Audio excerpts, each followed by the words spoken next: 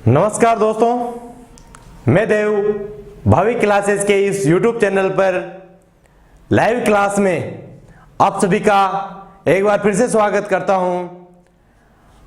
और हम राजस्थान इतिहास का अध्ययन कर रहे हैं और राजस्थान इतिहास के अध्ययन के अंतर्गत हम अभी सभ्यताओं के बारे में हम अध्ययन कर रहे हैं। और सभ्यताओं के बारे में अध्ययन के इसी क्रम में हमने कुछ सभ्यताएं हमने पिछली क्लासों में हमारी अध्ययन की थी। उसके बाद में हमारी कुछ सभ्यताएं अभी शेष बची हुई है। उन सभ्यता स्थलों के बारे में आज हम हमारी क्लास में बात करेंगे। तो जो आज का जो हमारा सभ्यता स्थल है वो सभ्यता स्थल है रेड सभ्यता। और रेड सभ्यता हमको टोंक जिले में निवाई तहसील के ढील नदी के किनारे किए गए उत्खनन के कार्य में, यह कार्य उत्खनन का कार्य 1938 से लेके 1940 में दयाराम साहनी और डॉक्टर के.एन. पुरी द्वारा, उनका पूरा नाम है केदारनाथ पुरी द्वारा, यहां पे उत्खनन का कार्य किया गया। और उत्खनन के कार्य में हमको ढील नदी के किनारे से 500 ईसा पूर्व से लेके 200 ईसा वर्ष पूर्व तक की एक सभ्यता स्थल प्राप्त हुआ। और इस सभ्यता स्थल को आज हम वर्तमान में रेड सभ्यता के नाम से जानते हैं। और ये जो सभ्यता स्थल है ये हमको गुप्त काल से पूर्व गुप्तकालीन अवशेष भी हमको यहां से प्राप्त हुए हैं, इसलिए हमें पूर्व गुप्तकालीन सभ्यता भी स्थल भी कहते हैं। यहां से हमको गुप्तकालीन अवशेष भी हमको प्राप्त हुए हैं, पर गुप्त काल से पहले के अवशेष भी हमको यहां से प्राप्त हुए हैं। उसके अलावा भी हमको यहां सभ्यता स्थल से काफी महत्वपूर्ण जानकारी हमको प्राप्त हुई है उत्खनन में। उन्हीं उत्खनन की जो जानकारी हमको प्राप्त हुई है उन सभी के बारे में हम अभी अध्ययन करेंगे। तो आज अब हम अध्ययन जिस सभ्यता स्थल के बारे में कर रहे हैं वो सभ्यता स्थल कौन सा है भाई? वो है रेड सभ्यता। रेड सभ्यता, ठीक है। रेड सभ्यता की अगर मैं बात करूं तो रेड सभ्यता के अगर जिले के बारे में बात करें तो अभी मैंने आपको बताया कि ये हमको कहां से प्राप्त होती है भाई? टोंक जिले से, ठीक है। टोंक जिले से हमको प्राप्त हुई। टोंक जिले में हमको कौन सी तहसील से प्राप्त होती है भाई? ये तो टोंक जिले में हमको प्राप्त होती है ये निवाई तहसील से। निवाई तहसील, ठीक है। निवाई तहसील में मैं बात करूं तो ये निवाई तहसील में कौन सी नदी के किनारे हमको मिली है? तो ये है ढील नदी। ढील नदी, ढील नदी के किनारे हमको ये सभ्यता स्थल प्राप्त हुआ है टोंक जिले में। टोंक जिले में निवाई तहसील में ढील नदी के किनारे यह सभ्यता स्थल प्राप्त हुआ है।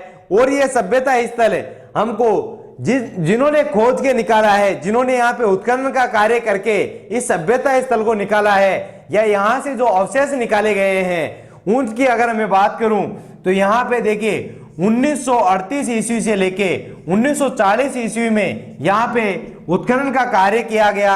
और जो उत्खनन का करता है वो उत्खनन करता कौन कौन है भाई? यहाँ पे उत्खनन करता है दयाराम साहनी, एक तो दयाराम साहनी है और एक है के.एन.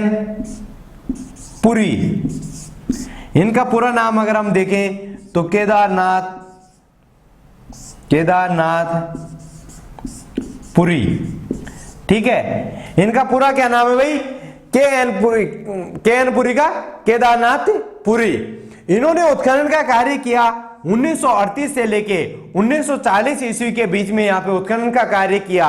और इस उत्खनन के कार्य के अंतर्गत हमको जो सभ्यता स्थल प्राप्त हुआ है वो सभ्यता स्थल कौन से समय का सभ्यता स्थल हमको प्राप्त हुआ है? किस काल का सभ्यता स्थल प्राप्त हुआ है? कौन सी समय के जो कौन सी कालीन सभ्यता हमको यहां से प्राप्त हुई है उसकी अगर हम बात करें तो देखिए हमको यहां से हमको 500 ईसा वर्ष पूर्व का हमको सभ्यता स्थल प्राप्त हुआ है। 500 ईसा वर्ष पूर्व से लेके 200 ईस्वी तक का हमको यहां से सभ्यता स्थल हमको प्राप्त हुआ है। और ये सभ्यता स्थल है, ये कैसा सभ्यता स्थल, यहां से भी हमको अवशेष प्राप्त हुए हैं, तो पूर्व गुप्त कालीन अवशेष। ठीक है, यहां से हमको पूर्व गुप्तकालीन अवशेष भी हमको प्राप्त होते हैं रेड सभ्यता स्थल से। ठीक है, तो देखिए ये हमको कहां से प्राप्त हुई, टोंक जिले में निवाई तहसील में ढील नदी के किनारे। और इसके जो उत्खनन का कार्य है 1938 से 1940 में उत्खनन करता कौन कौन है, दयाराम साहनी और के.एन. पुरी, केदारनाथ पुरी द्वारा उत्खनन का कार्य किया गया। उसके बाद में बात करें कि ये इसका जो समय हमको प्राप्त होता है, ये कब के समय के बारे में बात कर रहा है, तो 500 ईसा वर्ष पूर्व से लेके 200 ईस्वी तक का हमको यहां से हमको अवशेष प्राप्त हुए हैं।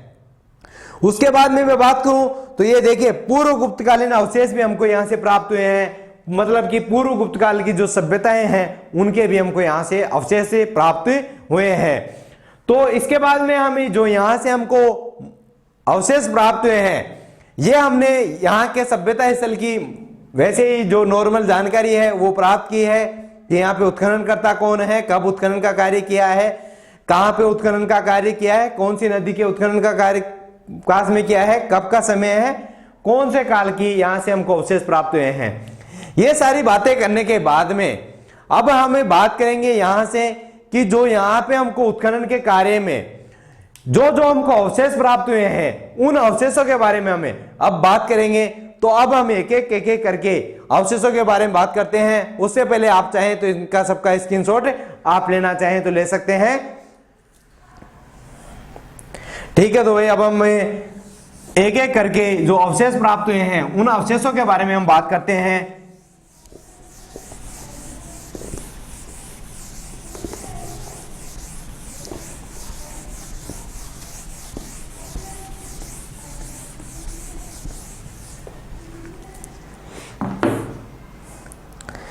देखिए पहली बात तो यह है कि जो यहां से हमको अवशेष प्राप्त हुए हैं उनमें एक बहुत ही महत्वपूर्ण तथ्य है, और वो तथ्य क्या है तो उसकी अगर हम बात करें तो देखिए यहां से जो सिक्के के भंडार हमको प्राप्त हुए हैं वो सिक्के के भंडार कैसे हैं, तो वो एशिया में एक तो हमको जो भंडार मिला है वो एशिया में अब तक का जो मिले भंडार हैं उनमें सर्वाधिक हमको सिक्के यहीं से प्राप्त हुए हैं। ठीक है, मतलब सर्वाधिक मात्रा में जो भंडार मिला है वो कहां से प्राप्त हुआ है, रेड सभ्यता से। ठीक है, तो ये एक तो हमारा हो गया कि एशिया में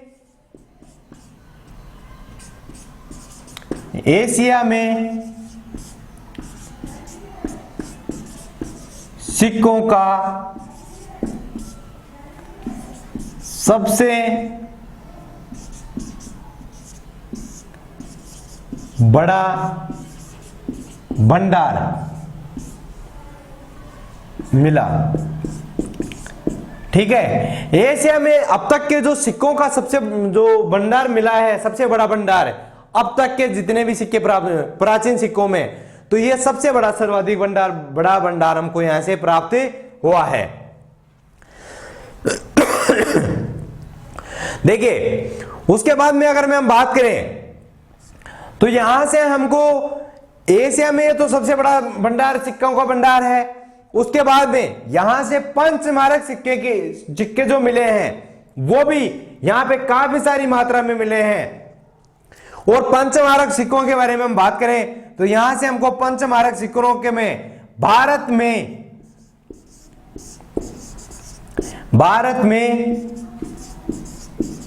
सर्वाधिक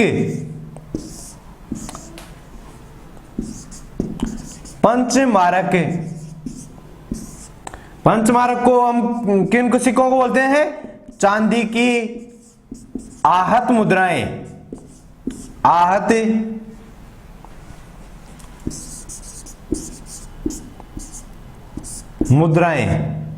ठीक है, चांदी पंचमारक सिक्के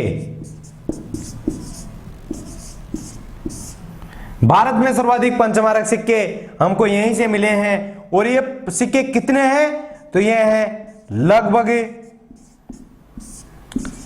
3075 सिक्के।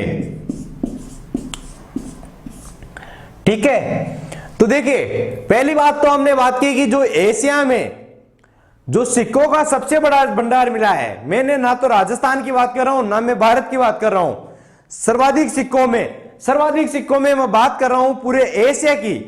पूरे एशिया में हमको अब तक के जो सिक्के प्राप्त हुए हैं उन सिक्कों में सर्वाधिक सबसे बड़ा भंडार जो हमको सिक्कों का प्राप्त हुआ है वो रेर सभ्यता से प्राप्त होता है। उसके बाद में हम बात करें भारत के लेवल पे, तो भारत में जो सिक्के हमको प्राप्त हुए हैं, भारत में अगर हम बात करें तो पंचमारक मुद्राओं में, ठीक है, सिक्कों में तो एशिया में सबसे बड़ा थे, पर जो पंचमारक मुद्राएं भी है, जो चांदी की आहत मुद्राएं भी है जो प्राप्त हुई है, वो भारत में सर्वाधिक पंचमारक मुद्राएं सिक्के जो हमको कहां से प्राप्त हुए हैं, रेड सभ्यता से। और ये कितने सिक्के हमको प्राप्त हुए हैं यहां से भाई, तो ये 3075 सिक्के, लगभग 3075 सिक्के हमको यहां से चांदी की आहत मुद्राओं के रूप में प्राप्त हुए हैं।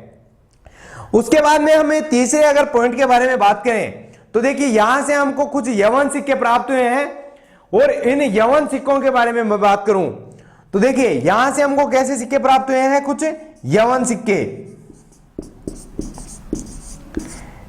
सिक्के भी हमको प्राप्त हुए हैं। और इन यवन सिक्कों में, इन्हीं सिक्कों में एक खंडित सिक्का है, और वो खंडित सिक्का किसका है उसके बारे में मैं बात करूं तो यूनानी शासक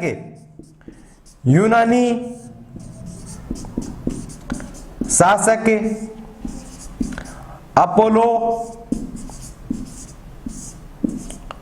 डोटस, ठीक है, अपोलो डोटस, यूनानी शासक कौन है, अपोलो डोटस। अपोलो डोटस का एक खंडित सिक्का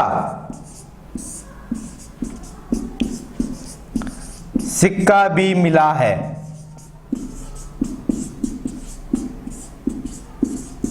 ठीक है, तो देखिए यवन सिक्के भी हमको यहां से प्राप्त होते हैं, और इन यवन सिक्कों में एक सिक्का कैसा है, खंडित सिक्का है, और वो खंडित सिक्का किसका है, तो यूनानी शासक अपोलो डोटस का वो सिक्का है। इसका मतलब यहां पे यवन आधिपत्य के भी हमको क्या मिलते हैं, संकेत मिलते हैं भाई। ठीक है, यहां पे यह हम कहें कि यहां पे जब अपोलो डोटस राजा भी यहां पे आया था, चाहे वो आक्रमण करने आया है या यहां शासन किया है, पर वो यहां पे आया है यवन शासक भी, ठीक है, उस समय भी।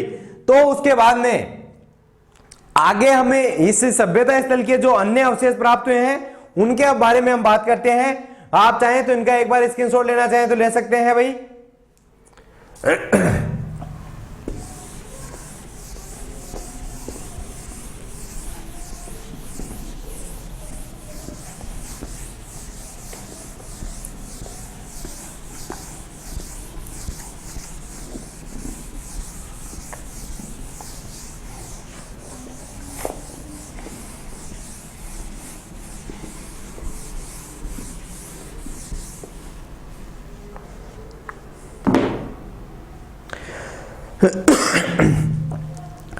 देखिए उसके बाद में हम सिक्कों के बारे में बात करें तो देखिए यहां से हमको कुछ अन्य सिक्के भी प्राप्त हुए हैं, और इन सिक्कों में हमको 300 सिक्के मालव गणराज्य के, मालव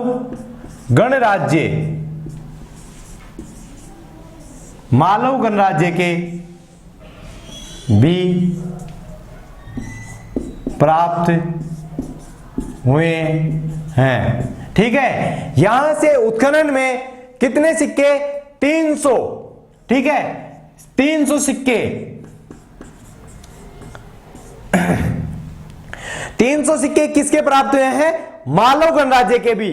ठीक है, और इन जो 300 सिक्के जो हमको यहां से प्राप्त हुए हैं, ये 300 सिक्के ये किसके बारे में बताते हैं, तो ये मालव रेड सभ्यता जो स्थल है, इस रेड सभ्यता स्थल पर किसका आधिपत्य यहां पे बताता है कि मालव जो गणराज्य है, मालव आधिपत्य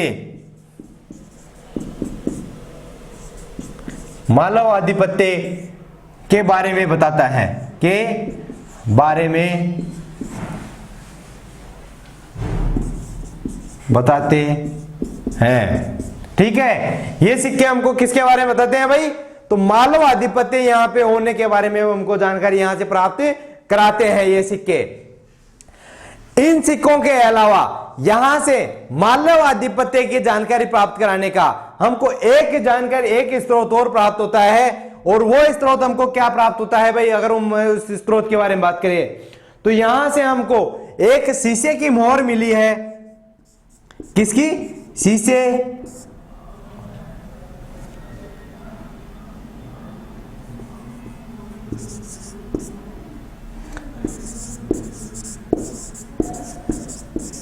शीशे की क्या मिली है भाई? मोहर मिली है। और जो ये शीशे की मोहर मिली है, ये शीशे की मोहर किसकी है? तो ये मालव आधिपत्य, मालव गणराज्य की है। ठीक है, इस जो सिक्के पे जो हमको यहाँ पे लिखा हुआ मिला है, उस लिखे हुए मिले होने के कारण हमको किसके प्रमाण मिलता है?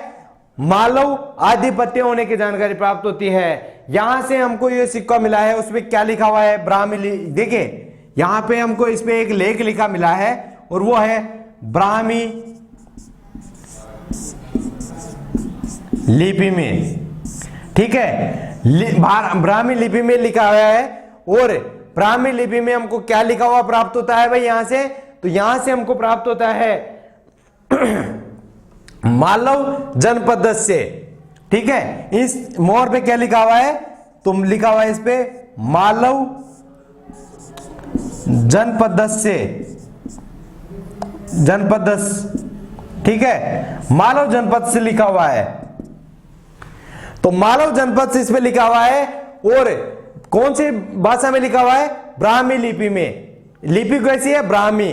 और शीशे की मोहर के ऊपर ऐसे लिखा हुआ है।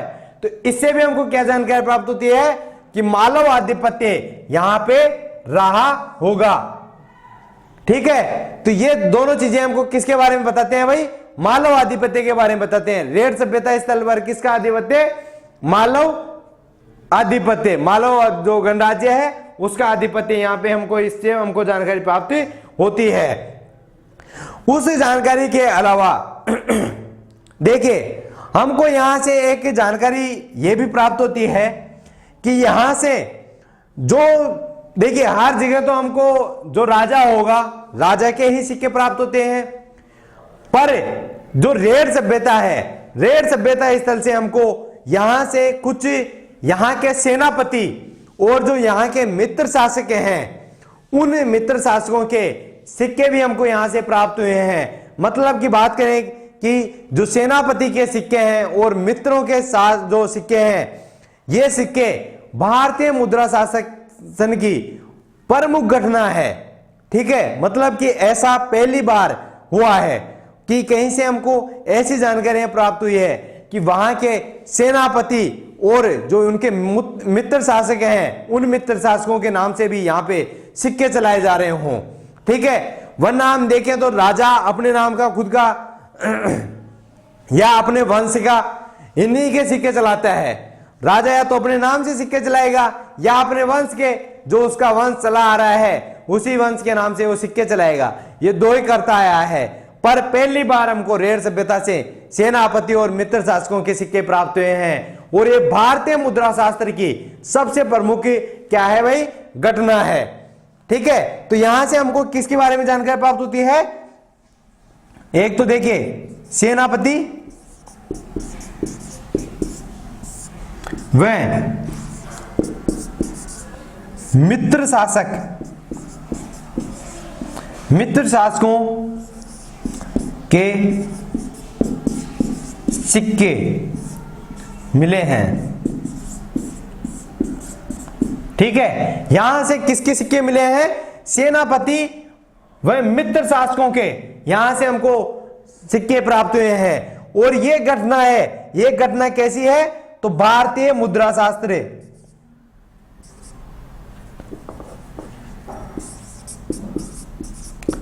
भारतीय मुद्रा शास्त्र की प्रमुख घटना है ये। ठीक है, भारतीय मुद्रा शास्त्र की एक ऐसी क्या है भाई? प्रमुख घटना है। ऐसा पहली बार हुआ है कि जहां से हमको सिक्के प्राप्त हुए हैं। सॉरी, ये भारतीय होता है भाई, गलती हो गई। उसके लिए भारतीय मुद्रा शास्त्र की कैसी घटना है, प्रमुख घटना है कि यहां से सेनापति और मित्र शासकों के सिक्के भी हमको प्राप्त हुए हैं। इसके बाद में जो यहां से अन्य जो साक्ष्य प्राप्त हुए हैं, उन साक्ष्यों के बारे में हम बात करते हैं। तो देखिए आप चाहें तो इनका स्क्रीनशॉट ले सकते हैं भाई।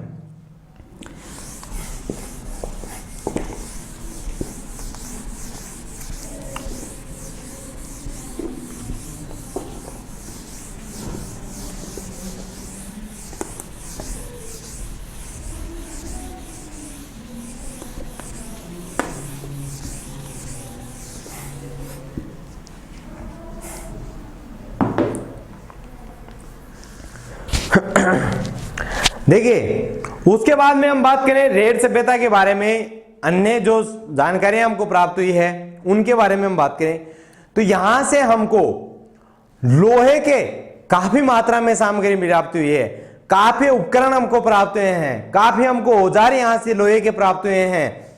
और लोहे के इतनी मात्रा में, सर्वाधिक मात्रा में यहां पे प्राप्त होने की वजह से इसको जगह रेड सभ्यता को प्राचीन राजस्थान का टाटा नगर भी कहा जाता है। ठीक है, तो इससे यहां से हमको लोहे के जो अवशेष प्राप्त हुए हैं, ठीक है, तो लोहे उपकरण, लोहे के उपकरण व सामग्री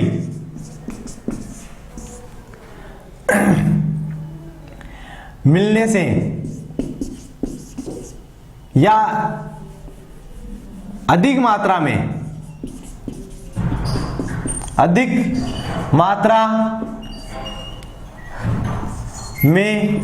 मिलने से इस स्थल को क्या कहा जाता है भाई, प्राचीन राजस्थान का टाटा नगर। ठीक है, प्राचीन राजस्थान का टाटा नगर भी इसको कहा जाता है। क्यों कहा जाता है प्राचीन राजस्थान का टाटा नगर, तो यहां से जो लोहे के उपकरण एवं लोहे की सामग्री जो प्राप्त हुई है, ये सर्वाधिक मात्रा में मिलने से इसको हमें प्राचीन राजस्थान का टाटा नगर भी हमें कहते हैं। उसके बाद में देखिए हमको यहां से कुछ मूर्तियां, मरण मूर्तियां हमको प्राप्त हुई है और इन मरण मूर्तियों में जो प्रमुख मूर्ति है वो है देवी की प्रतिमा। और ये जो देवी की प्रतिमा है ये मथुरा कला से, मथुरा शैली की बनी हुई प्रतिमा हमको प्राप्त हुई है। ठीक है, तो ये भी एक हमको जानकारी प्राप्त हुई है। उसके अलावा एक गजमुख यक्ष की मूर्ति भी हमको प्राप्त हुई है यहां से। तो ये दोनों मरण मूर्तियां प्रमुख रूप से प्राप्त हुई है और इन दोनों ही मूर्तियों की शैली कैसी है, मथुरा कला की शैली है। ठीक है, तो हम बात करें यहां से जो हमको मरण मूर्तियां प्राप्त हुई है, उन मरण मूर्तियों में कैसी मुद्राएं, कैसी मूर्तियां प्राप्त हुई है, तो एक तो प्राप्त हुई है मातृ देवी। ठीक है, एक तो देवी की मूर्ति प्राप्त हुई है, मरण मूर्ति प्राप्त हुई है, तो इसको हम क्या बोलते हैं, मातृ देवी। ठीक है, एक तो मातृ देवी है, एक है गजमुखी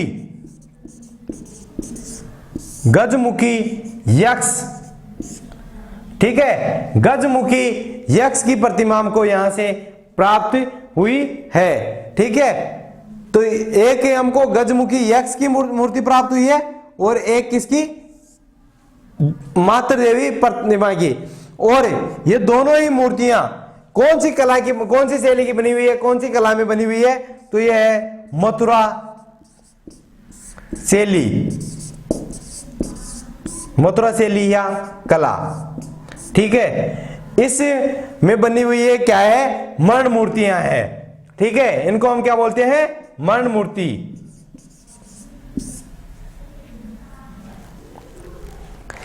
तो देखिए एक तो हमको लोहे के उपकरण सर्वाधिक मात्रा में प्राप्त होने से इसी को राजस्थान का टाटा नगर कहा जाता है। एक यहां से मात्र देवी और गजमुखी मथुरा शैली की हमको मरण मूर्तियां प्राप्त हुई है। उसके बाद में मैं बात करूं जो यहां से हमको जो अन्य जो सिक्के जानकारी प्राप्त हुई है उन जानकारियों के बारे में हम बात करें तो उससे पहले आप इसका स्क्रीनशॉट लेना चाहे तो ले सकते हैं भाई।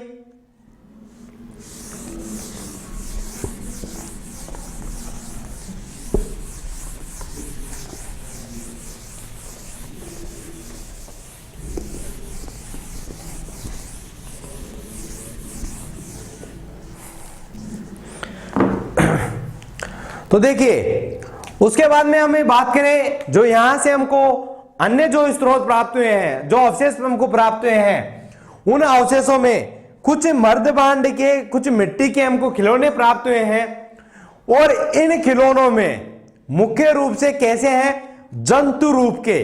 ठीक है, मतलब उनका जो रूप है वो कैसा है, जानवर का रूप है। और जानवर में इनमें मुख्य रूप से जिस जानवर का यूज किया गया है, जिस जानवर के जो खिलौने बनाए हैं वो है बंदर। ठीक है, तो रेड सभ्यता से हमको क्या प्राप्त हुए हैं भाई, मर्दबांड के खिलौने। ठीक है, यहां से मर्द बांड खिलौने। ठीक है, मतलब मिट्टी के खिलौने हमको प्राप्त हुए हैं, मर्दबांड इनको खिलौनों को हम नाम दिया है। उसके बाद में हम बात करें तो इनमें जो रूप है वो कैसा रूप है, जंतु रूप है। ठीक है, इनका कैसा रूप है भाई, जंतु रूप है। यहां से जो खिलौने प्राप्त हुए हैं और जंतु रूप में मुख्य रूप से किसका रूप है इसमें, तो मुख्य रूप से जो बंदर जिसका पक्षी का इसमें यूज किया है, जिस जानवर का इसमें यूज किया है वो है बंदर।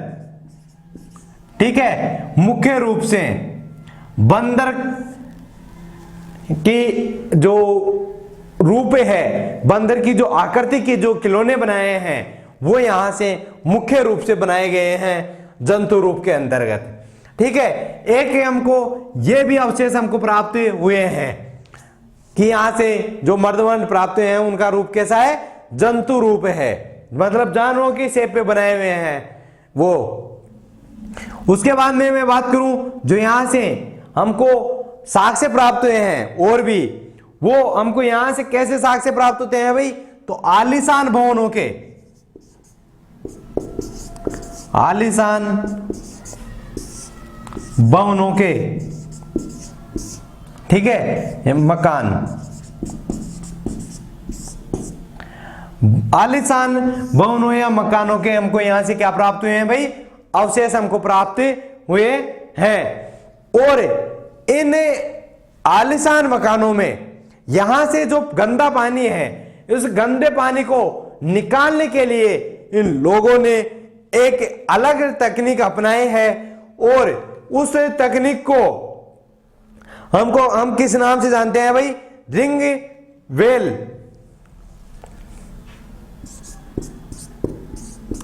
Ring Wales. ठीक है, रिंग वेल्स के नाम से जानते हैं। और यहां से हमको लगभग 115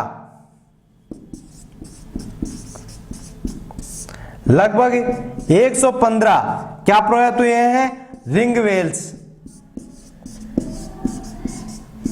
ठीक है, हमको क्या प्राप्त हुए हैं भाई, 115 यहां से रिंग वेल्स प्राप्त हुए हैं। रिंग वेल आकृति में क्या होता है कि एक गड्ढा खोद के कुछ मर्दबांडों में मिट्टी भर के और उनको एक ऐसे रख दिया जाता है रिंग के रूप में से गोल करके, और वो मर्दबांड है।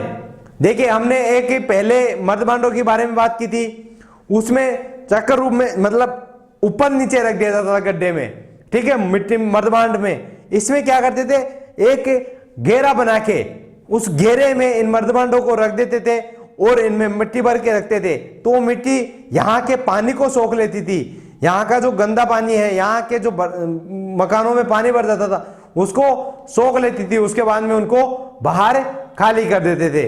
ठीक है, तो ये तकनीक यहाँ पे अपनाई जाती थी। ये कार्य किसके लिए किया जाता था, तो यहां से गंदा पानी निकालने के लिए कार्य किया जाता था भाई। तो ये हमारा, हमने किसके सभ्यता के बारे में बात की? रेड सभ्यता के बारे में बात की। रेड सभ्यता के बारे में मैं आपको एक बार फिर से मैं आपको रिवीजन करा देता हूं। देखिए, रेड सभ्यता हमको कहां से प्राप्त हुई है? टोंक जिले में निवाई तहसील में डील नदी के किनारे किए गए 1938 से 1940 में दयाराम साहनी और के.एन. पुरी के द्वारा, केदारनाथ पुरी के द्वारा किए गए उत्खनन के कार्य में हमको 500 ईसा वर्ष पूर्व से लेके 200 ईस्वी तक की सभ्यता हमको इस स्थल हमको प्राप्त हुआ है। और ये यहां से हमको पूर्व गुप्तकालीन अवशेष भी हमको यहां से प्राप्त हुए हैं। उसके बाद में यहां से एशिया का सर्वाधिक सबसे बड़ा भंडार, सिक्कों का सबसे बड़ा भंडार हमको प्राप्त यहां से हुआ है। उसके बाद में भारत में पंचमारक मुद्राओं में सर्वाधिक सिक्के हमको कहां से प्राप्त हुए हैं? तो वो भी रेड सभ्यता से हमको प्राप्त हुए हैं। उसके बाद में मैंने बताया आपको कि यहां से जो सिक्के प्राप्त हुए हैं उनमें यवनों के सिक्के भी हमको प्राप्त हुए हैं। और इन यवन सिक्कों में एक सिक्का किसका है? अपोलोडोटस का, यूनानी शासक अपोलोडोटस का। और वो कैसा सिक्का है? खंडित सिक्का है। तो एक खंडित सिक्का हमको यूनानी शासक अपोलोडोटस का प्राप्त होता है। उसके अलावा मैंने आपको बताया कि मालव गणराज्य के हमको 300 सिक्के हमको यहां से प्राप्त होते हैं और वो यहां पे मालव आधिपत्य के हमको संकेत देते हैं। उसके बाद में इसी संकेत में हमको यहां से एक शीशे की मोहर प्राप्त होती है और वो शीशे की मोहर है, वो जो मोहर प्राप्त हुई है उसमें ब्राह्मी लिपि में मालव जनपद लिखा हुआ है। उससे भी हमको क्या प्रमाणित होता है कि यहाँ पे मालव जनपद के, मालव गणराज्य के क्या था? यहाँ पे आधिपत्य था। ठीक है, इन सारी जानकारियों के बाद में मैंने आपको बताया कि यहां से जो हमको सिक्के प्राप्त हुए हैं उन सिक्कों में एक प्रमुख बात यह है कि यहां से सेनापति और मित्र शासकों के सिक्के भी हमको यहां से क्या हुए हैं? प्राप्त हुए हैं। और उन सिक्कों पे ये सिक्के कैसी घटना थी? भारत की मुद्रा शास्त्र, भारतीय मुद्रा शास्त्र की प्रमुख घटना है। ऐसी घटना बहुत कम जगहों पे देखने को मिल सकती है। ठीक है, अभी तक तो शायद नहीं मिली होगी। उसके बाद में मैं बात करूं तो देखिए, यहां से हमको लोहे के कुछ उपकरण और सामग्रियां प्राप्त हुई है और ये सामग्री काफी मात्रा में प्राप्त हुई है। इस वजह से इसको राजस्थान का, प्राचीन राजस्थान का टाटा नगर भी इसको हम कहा जाता है उस समय। उसके बाद में मैंने आपको बताया कि जो ये सभ्यता स्थल है, इस सभ्यता स्थल से हमको जो अन्य अवशेष प्राप्त हुए हैं उनमें एक मर्दबांड वाले खिलौने प्राप्त हुए हैं। और उन मर्दबांड वाले खिलौनों में जो खिलौने हैं उनका रूप कैसा है? जंतु का रूप है। और जंतुओं में प्रमुख रूप से किसका रूप दिया हुआ है? तो बंदर का रूप दिया हुआ है। ठीक है, उसके बाद में मैंने बताया कि यहां से जो भवन प्राप्त हुए हैं, कैसे भवन प्राप्त हुए हैं? आलीशान भवन यहां से प्राप्त हुए हैं। और उन आलीशान भवनों में के बारे में अगर बात करें तो आलीशान भवनों का जो पानी निकालने की जो वेली, वो जो पद्धति है इनकी, वो कैसी है? रिंग वेल्स की पद्धति है। और यहां से लगभग 115 रिंग वेल्स हमको प्राप्त हुए हैं उत्खनन के कार्य में। तो ये हमारा रेड सभ्यता यहां पे हमारा कंप्लीट हो गया है। रेड सभ्यता स्थल कंप्लीट होने पे हम नेक्स्ट सभ्यता स्थल के बारे में बात करते हैं। और नेक्स्ट जो हमारा सभ्यता स्थल है वो सभ्यता स्थल कौन सा है भाई हमारा? तो वो है गिलुंड सभ्यता। तो देखिए, हम नेक्स्ट सभ्यता स्थल के बारे में बात करते हैं। उससे पहले आप चाहें तो इसका स्क्रीनशॉट ले सकते हैं।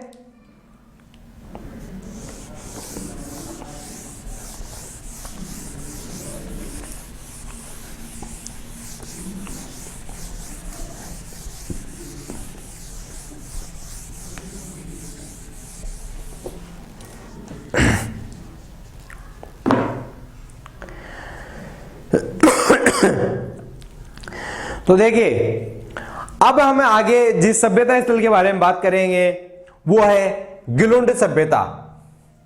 ठीक है,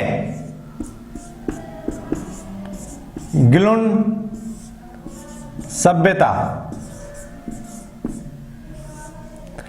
और जो ये गिलुंड सभ्यता है, ये गिलुंड सभ्यता हमको कहां से प्राप्त होती है उसके बारे में बात करें तो ये राजसमंद जिले से हमको प्राप्त हुई है भाई। कौन से जिले से? राजसमंद जिले से। ठीक है, राजसमंद जिले में हमको ये सभ्यता स्थल हमको प्राप्त हुआ है। और राजसमंद जिले के अंतर्गत ये हमको 2 टीलों पे, कहां पे? 2 टीलों के ऊपर ये सभ्यता स्थल हमको प्राप्त हुआ है। और ये जो टीले हैं, इन टीलों को यहां के जो स्थानीय लोग हैं वो क्या बोलते हैं? मोडिया मगरी। ठीक है, यहां का जो स्थानीय नाम है इन टीलों का वो क्या है? मोडिया मगरी। और ये जो सभ्यता स्थल है मोडिया मगरी, ठीक है, ये राजसमंद जिले में कौन सी नदी के किनारे है? तो ये है बनास नदी के किनारे। ठीक है, बनास नदी के किनारे हमने पहले भी और भी सभ्यताओं के बारे में बात की थी। ठीक है, और ये सभ्यता भी हमको आहड़ सभ्यता के बारे में भी हमको बताती है। यहां से भी आहड़ सभ्यता जैसे अवशेष हमको प्राप्त होते हैं। उसके बाद में इस सभ्यता स्थल को, ठीक है, बनास सभ्यता भी कहा जाता है। मैंने आपको बताया था जब हम आहड़ सभ्यता पढ़ रहे थे तो आहड़ सभ्यता को हमें बनास संस्कृति के नाम से भी हम जानते हैं। और ये किस नाम से? बनास सभ्यता के नाम से भी इस सभ्यता स्थल को हम जानते हैं। तो गिलुंड सभ्यता या बनास सभ्यता दोनों एक ही है और बनास संस्कृति अलग है। बनास संस्कृति हम प्रयोग करते हैं आहड़ सभ्यता के बारे में। ठीक है, आहड़ सभ्यता आयर नदी, ठीक है, आयर नदी के किनारे विकसित हुई थी। और आयर नदी भी बनास नदी की सहायक नदी है और इसी वजह से उसको हमें बनास संस्कृति भी हम कहते हैं भाई। ठीक है, तो देखिए ये हमको राजसमंद जिले में हमको प्राप्त हुई है। और राजसमंद जिले में कौन सी नदी के किनारे कौन सी नदी के किनारे प्राप्त होती है भाई? ये तो ये बनास नदी के किनारे, बनास नदी। ठीक है, बनास नदी के किनारे हमको ये सभ्यता स्थल प्राप्त हुआ है। और बनास नदी के सभ्यता प्राप्त होने पर बनास नदी के किनारे इसका दूसरा नाम क्या दिया जाता है? वो है बनास सभ्यता। ठीक है, इसका दूसरा क्या नाम है भाई? बनास सभ्यता। राजसमंद जिले में हमको ये प्राप्त हुई है। और यहाँ के जो स्थानीय लोग हैं ये हमको किस चीज पे प्राप्त हुई है? तो ये 2 टीलों पे हमको प्राप्त हुई है। कैसे जगहों पे प्राप्त हुई है? 2 टीलों पर।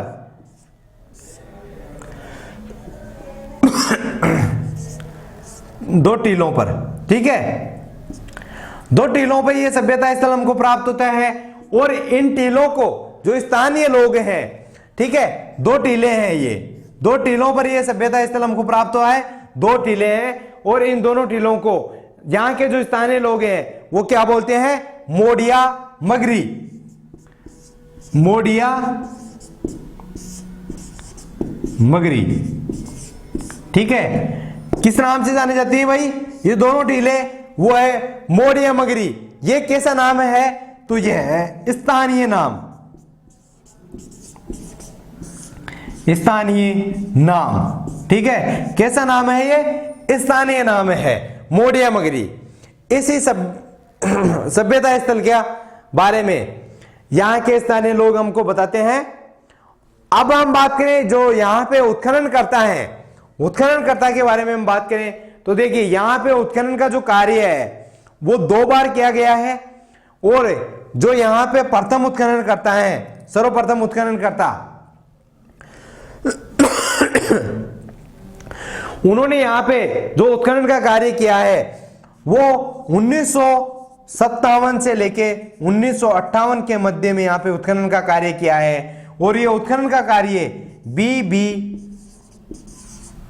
लाल, ठीक है, बी लाल द्वारा यहां पे उत्खनन का कार्य करवाया गया। सर्वप्रथम 1957 से लेके 1958 के मध्य यहां पे हमको करवाया, ये सब इसका उत्खनन का कार्य करवाया गया।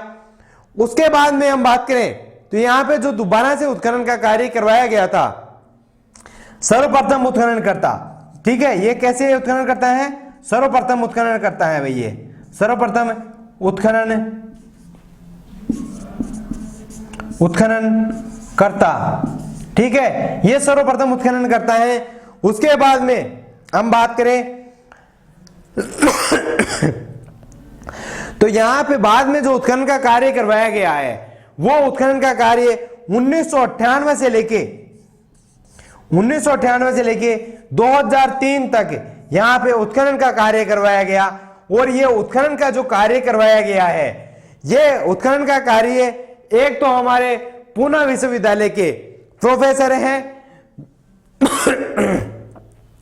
वीएस शिंदे, कहां के हैं?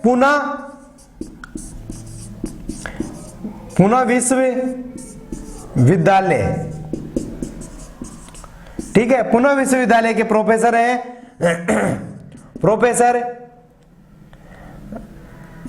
शिंदे कहते हैं इनको हम, प्रोफेसर इनका अभी वीएस शिंदे, ठीक है, सॉरी थोड़ा गला भी खराब हो रखा है उस वजह से। वीएस शिंदे, क्या नाम है इनका? Professor V S Shinde. इसके अलावा इनके जो सहयोगी हैं वो हैं एक पेनिसिलिया के विश्वविद्यालय के, ठीक है, एक यहां मतलब अमेरिकन, हम कह सकते हैं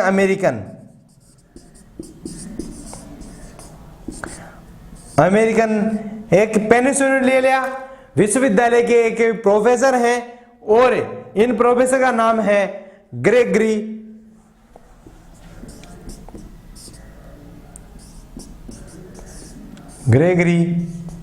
पोसल, ठीक है। इन दोनों के द्वारा यहां पे उत्खनन का कार्य किया गया, ठीक है। कब कार्य किया गया? 1998 से लेकर 2003 के मध्य यहां पे उत्खनन का कार्य किया गया। उसके बाद में जो यह सभ्यता स्थल है, उस सभ्यता स्थल के बारे में जो अन्य जो जानकारियां हैं उनके बारे में हम बात करते हैं। तो इसका आप स्क्रीनशॉट लेना चाहें तो ले सकते हैं।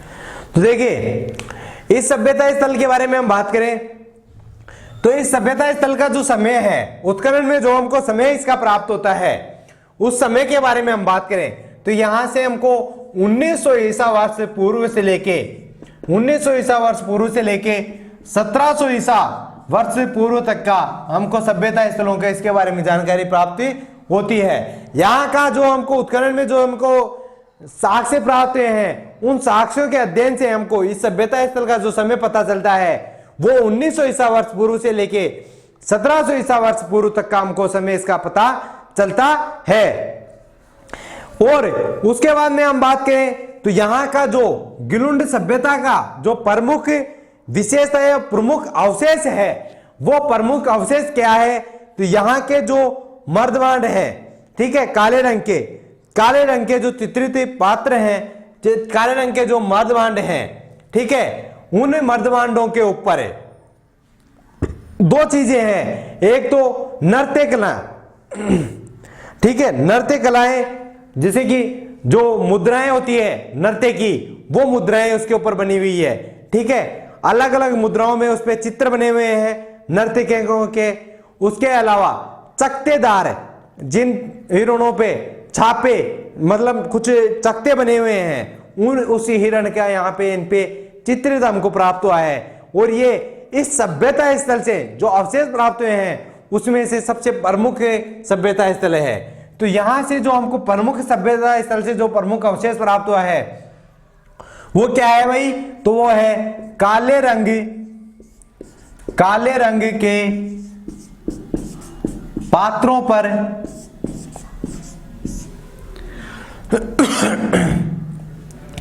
काले रंग के पात्रों पर क्या है भाई? तो एक तो नृत्य मुद्राएं,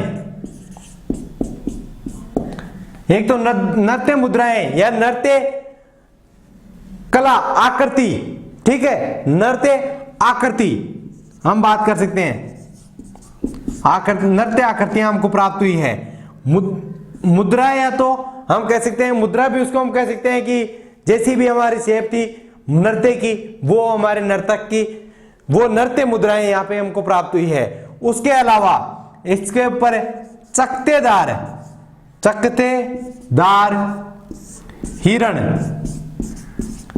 ठीक है, चकतेदार हिरण का चित्र हमको प्राप्त होता है। चित्र, इन दोनों चित्रों की वजह से ये काले रंग के जो पात्र हैं ये यहाँ के प्रमुख अवशेष हो गए हैं, ठीक है। तो ये एक हमारे जो यहाँ के सभ्यता स्थल, जो गुलुंड सभ्यता स्थल है, गिलुंड सभ्यता स्थल का प्रमुख अवशेष है ये हमारा। उसके बाद में हम बात करें जो यहाँ पे मकान बनाए जाते थे, तो मकान किसके बनते थे? तो पक्की ईंटों के मकान बनते थे। यहां से पक्की ईंटों का प्रयोग मकानों में, ठीक है, पक्की ईंटों का प्रयोग भी सभ्यता स्थल में किया जाने लग गया था। उसी के अलावा यहां से जो हमको प्राप्त हुए हैं देखिए, उसके अलावा जो यहां से मर्दभांड वगैरह प्राप्त हुए हैं, मर्दभांड वगैरह क्या है, इनका बारे में अगर आप यहां से जो अवशेष हमको प्राप्त हुए हैं वो सेम जैसे कि आहार सभ्यता में प्राप्त हुए थे हमको, वैसे ही मर्दभांड हमको यहां से प्राप्त हुए हैं। उन्हीं मर्दभांडों के बारे में अब हम बात करें दोबारा से, तो उसके कोई वो औचित्य नहीं रह जाता है। तो आहार सभ्यता में जैसे हमको मर्दभांड प्राप्त होते हैं वैसे ही मर्दभांड हमको कैसे कहां पे प्राप्त हुए? यहां से। तो हम कह सकते हैं आहड़ सभ्यता जैसे मर्दभांड मिले हैं, ठीक है। कैसे मर्दभांड मिले हैं? आहार सभ्यता से मिलते हुए मर्दभांड अपन को यहां से प्राप्त हुए हैं।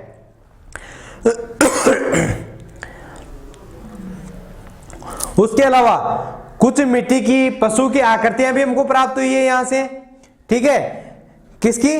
पशुओं की, मिट्टी की बनी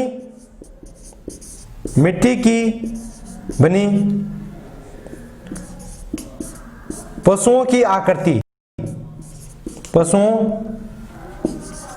की आकृति भी मिली है, ठीक है। किसकी आकृति? मिट्टी की बनी हुई पशुओं की आकृति भी हमको यहां से प्राप्त हुई है। उसके अलावा देखिए, ये हमने बात की जो यहां से हमको पहला जो यहां का स्तर है उस स्तर पे हमने बात की है। गिलुंड सभ्यता का जो प्रथम स्तर है उस सभ्यता स्तर के बारे में हमने बात की है। जो ये सभ्यता स्थल का जो द्वितीय सांस्कृतिक स्तर है यहाँ का, उस सांस्कृतिक स्तर में, द्वितीय सांस्कृतिक स्तर में हमको एक तो यहाँ का जो समय पता चलता है वो पता चलता है 1000 ईसा वर्ष पूर्व तक का, ठीक है। द्वितीय अगर सांस्कृतिक स्तर की बात करें, ठीक है, ये द्वितीय सांस्कृतिक स्तर के बारे में बात कर रहे हैं अपन। द्वितीय सांस्कृतिक स्तर, ठीक है। द्वितीय सांस्कृतिक स्तर का हमको यहाँ गिलुंड सभ्यता के बारे में क्या पता चलता है? 1000 ईसा वर्ष पूर्व तक के यहाँ के हमको साक्ष्य प्राप्त होते हैं द्वितीय स्तर पर, द्वितीय सांस्कृतिक स्तर पर। इस स्तर में हमको यहाँ पे कुछ तस्तरियां और कुछ अन्य प्याले वगैरह ये हमको यहाँ से प्राप्त हुए हैं, ठीक है, द्वितीय स्रोत में। तो ये ही हमारा गिलुंड सभ्यता के बारे में था। अब मैं आपको एक बार गिलुंड सभ्यता के बारे में वापस से आपको मैं रिवीजन करा देता हूं। गिलुंड सभ्यता के बारे में एक बार हमें पूरी जानकारी हम वापस से एक बार रिवीजन कर लेते हैं। देखिए, जो गिलुंड सभ्यता है, गिलुंड सभ्यता हमको राजसमंद जिले में बनास नदी के किनारे उत्खनन का कार्य किया गया और उस उत्खनन के कार्य में हमको 2 टीलों पर यह सभ्यता स्थल हमको प्राप्त हुआ और इन दोनों टीलों का जो स्थानीय नाम है वो है मोडिया मगरी। ठीक है, स्थानीय नाम मोडिया मगरी नामक स्थान से हमको ये सभ्यता स्थल प्राप्त हुआ और इस सभ्यता स्थल को नाम दिया गया गिलुंड सभ्यता। इसी सभ्यता को बनास नदी के किनारे प्राप्त होने की वजह से इसको बनास सभ्यता भी कहा जाता है। आहट सभ्यता में बात की थी कि वो सभ्यता स्थल कैसा था, तो वो मैंने बताया बनास संस्कृति, उसको हम नाम देते हैं। उसके बाद में मैंने आपको बताया कि यहाँ पे जो उत्खनन का कार्य किया गया, उत्खनन का कार्य 1957-58 में प्रोफेसर बीबी लाल द्वारा यहाँ पे उत्खनन का कार्य किया गया और वो यहाँ पे उत्खननकर्ताओं में सर्वप्रथम उत्खनन करता है। ठीक है, उसके बाद में मैंने बात की कि यहाँ पे जो दोबारा से उत्खनन का कार्य किया, वो उत्खनन का कार्य कब किया गया, तो 1998 से लेके 2003 के मध्य यहाँ पे उत्खनन का कार्य किया गया। और जो दोबारा जो उत्खनन का कार्य किया गया वो 2 व्यक्तियों के द्वारा उत्खनन का कार्य किया गया। एक तो पुणे विश्वविद्यालय के V.S. शिंदे के द्वारा और एक उनके सहयोगी पेनिसुलेला विश्वविद्यालय अमेरिका के जो प्रोफेसर हैं, वहां के प्रोफेसर थे ग्रेगरी पोसल। ठीक है, ग्रेगरी पोसल के द्वारा और V.S. शिंदे के द्वारा यहाँ पे उत्खनन का कार्य किया गया 1998 से लेकर 2003 के मध्य में। उससे इन दोनों उत्खननों में जो इस सभ्यता स्थल का जो हमको सामने आया है, प्रथम स्तर पे जो साक्ष्य हमको प्राप्त हुए हैं, प्रथम स्तर पे 1900 ईसा पूर्व से लेके 1700 ईसा वर्ष पूर्व तक के हमको स्रोत प्राप्त हुए हैं, प्रथम सांस्कृतिक स्तर की अगर हम बात करें तो। उसके बाद में मैंने बताया कि जो गिलुंड सभ्यता है, गिलुंड सभ्यता से जो यहाँ का जो प्रमुख अवशेष हमको प्राप्त हुआ है यहाँ से उत्खनन में, वो है काले रंग के जो मर्दभांड हैं, काले रंग के जो चित्रित पात्र हैं। ठीक है, उन चित्रित पात्रों पर हमको नृत्य मुद्राएं या नृत्य आकृतियां हमको प्राप्त हुई है और चकतेदार हिरण के चित्र हमको प्राप्त हुए हैं, ये इनके ऊपर चित्रित हैं। ठीक है, ये ही इस सभ्यता स्थल के प्रमुख अवशेषों में से एक है। उसके बाद में मैंने बताया जो यहाँ पे मकानों का जो कार्य किया जाता है, उसमें पक्की ईंटों का प्रयोग किया जाता है। पक्के ईंटों के प्रयोग के साथ में मैंने बताया जो यहाँ से मर्दभांड हमको प्राप्त हुए हैं, वो मर्दभांड कैसी सभ्यता, कौन सी सभ्यता से मिलते हुए प्राप्त हुए हैं, आहट सभ्यता से। मैंने ये बात आपको पहले भी बताई थी कि जो बनास सभ्यता है या आहट सभ्यता है और गिलुंड सभ्यता है, इन सभ्यता स्थल का ये आहट सभ्यता से काफी मिलती हुई सभ्यता है। ठीक है, उसके बाद में मैंने बताया कि यहाँ से मिट्टी की कुछ पशु की आकृतियां बनी हुई हमको प्राप्त हुई है। उसके बाद में मैंने बताया कि जो यहाँ का द्वितीय सांस्कृतिक स्तर है, उस द्वितीय सांस्कृतिक स्तर का हमको समय कब से कब तक का पता चलता है, तो 1000 ईसा वर्ष पूर्व से लेके हमको 1700 ईसा वर्ष पूर्व से लेके 1000 ईसा वर्ष पूर्व तक का, मतलब 1000 ईस्वी तक के यहाँ पे सांस्कृतिक, यहाँ पे सभ्यता होने के हमको संकेत हमको प्राप्त होते हैं द्वितीय स्तर पर। ठीक है, और द्वितीय स्तर पर जो उत्खनन का जो हमको कार्य है, जो अवशेष हैं वो कैसे हैं, तो यहाँ से कुछ तस्तरियां, कुछ प्याले, कटोरियां या ऐसी चीजें हमको यहाँ से प्राप्त हुई हैं द्वितीय स्तर पर। ठीक है, तो ये हमारा गिलुंड सभ्यता हमारा कंप्लीट हो गया है। रेड सभ्यता हमने इससे पहले हमने अध्ययन की थी और ये गिलुंड सभ्यता। तो आज हमने 2 सभ्यताओं के बारे में अध्ययन किया है, रेड सभ्यता और गिलुंड सभ्यता के बारे में। बाकी हमारी जो सभ्यता स्थल अभी बचे हुए हैं, उन सभ्यता स्थलों के बारे में हमें आगे की क्लासों में हम बात करेंगे, जैसे कि ओजियाना सभ्यता है, नो सभ्यता है, अभी और भी हमारी काफी सारी सभ्यताएं बची हुई है। हाँ, ये मैं गारंटी दे रहा हूं कि आप अगर इस क्लास में कंटिन्यू रहते हो, तो जैसे कि स्त्रोतों में हमने बात की थी कि हमने कोई सा स्त्रोत आपका शेष नहीं छोड़ा है, जो स्त्रोत जितना इंपॉर्टेंट था उसकी उतनी हमने बात की थी, वैसे ही जो सभ्यता स्थल हमारा जितना इंपॉर्टेंट होगा उसकी हम उतनी बात करेंगे। पर हाँ, ये जरूर है सारे सभ्यता स्थलों के बारे में हम बात करेंगे, चाहे उनके बारे में हमने इतना ही हमको जरूरत पड़े भले कि हम उस सभ्यता स्थल का नाम, उस सभ्यता स्थल का वर्तमान डिस्ट्रिक्ट और उसका काल, या उस सभ्यता स्थल के बारे में जो थोड़ी बहुत हमको जानकारी है उसके बारे में हम बात करें भले ही। तो हम भले कम जितनी हमको जो जानकारी हमको चाहिए उतनी ही हम बात करें, पर हम सारे सभ्यता स्थलों के बारे में बात करेंगे। ठीक है, तो आज के हम क्लास को हम यही समाप्त कर रहे हैं। बाकी हम जो अपने अगली सभ्यता स्थल हैं उनके बारे में हम नेक्स्ट क्लास में हम बात करेंगे। तो आज के लिए यहीं पे हम समाप्त करते हैं। आपने हमारे चैनल को अगर अभी तक सब्सक्राइब नहीं किया है तो चैनल को सब्सक्राइब करें, वीडियोस को लाइक और अपने दोस्तों के साथ में शेयर अवश्य करें, ताकि उनसे आपको आपके दोस्तों को भी बेनिफिट होगा। दूसरी चीज हमारा भी और मनोबल हमारा बढ़ता है और हम आपको अच्छे से इस चीज के बारे में हम आपको करवाएंगे भाई। ठीक है, तो आज की क्लास में हम यही समाप्त करते हैं। धन्यवाद।